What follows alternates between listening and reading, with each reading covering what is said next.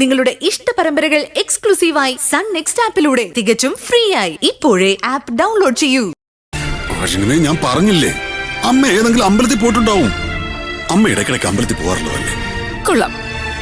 അമ്മയെ കാണാതാവുമ്പോ ഭജനത്തിന് പോയിട്ടുണ്ടാവും പറഞ്ഞ് വീട്ടിൽ കിടന്നുറങ്ങുന്ന മരുമോൻ. അമ്മ പറഞ്ഞതൊക്കെ ശരിയായിട്ട് വരിക.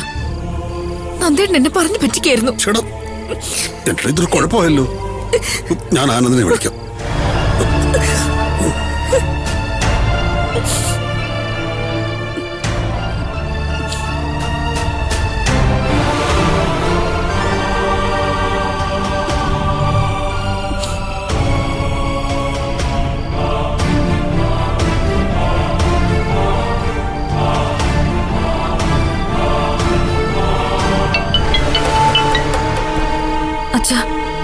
അച്ഛമ്മയെ കുറിച്ച് എന്തെങ്കിലും വിവരം കിട്ടിയോ? മോളെ, അത് ചോദിക്കാനാ ഞാൻ അങ്ങോട്ട് വിളിച്ചത്. ഇപ്പോ ആനന്ദിനെ വിളിച്ചിട്ട് കിട്ടുന്നില്ലല്ലോ.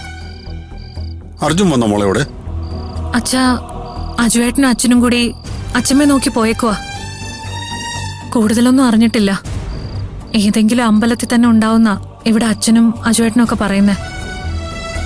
അച്ഛാ, അമ്മയോട് വിഷമിക്കരുതെന്ന് പറയണം. വിവരം എന്തെങ്കിലും അറിഞ്ഞ ഞാൻ ഉടൻ തന്നെ വിളിച്ചു പറയാം. ശരി മോളെ, എന്തെങ്കിലും അറിഞ്ഞ ഉടനെ പറയണേ.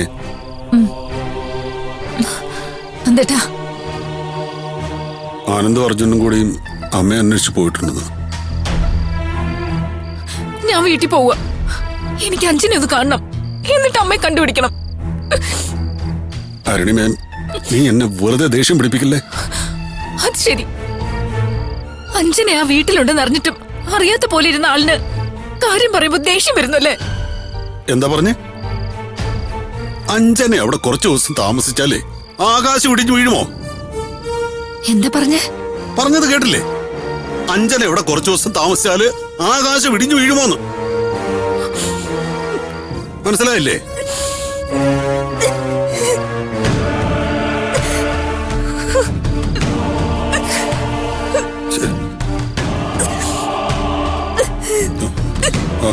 അരുണിമേ,